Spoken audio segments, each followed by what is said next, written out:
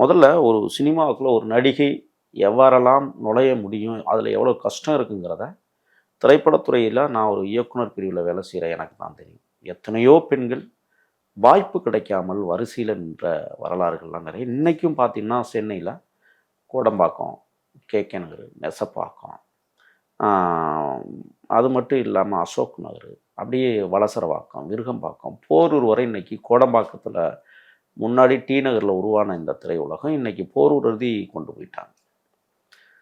உங்களுடைய வாழ்க்கையை பார்த்தீங்கன்னா கொஞ்சம் அவங்களுடைய தன்மை என்னென்னா ஒரே ஒரு விஷயந்தான், சினிமாவை மட்டுமே நம்பி தன் வாழ்க்கையை அர்ப்பணிக்கிறாங்க.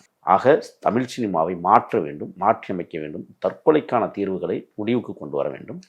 தயவுசெய்து நடிகைகள் இது போன்ற எண்ணங்களை, நீங்கள் காதலிச்சிங்களா, அது காதல், அவ்வளோதான். ஆண்டுக்கு ஒரு முறை பூக்கிற பூவை போல காதலும் பூக்கும். ஆனால் அதில் ஒரு கட்டுப்பாடு. உண்மையாக இருந்தால் நேசிங்க, உண்மை இல்லையா விலகிருங்க.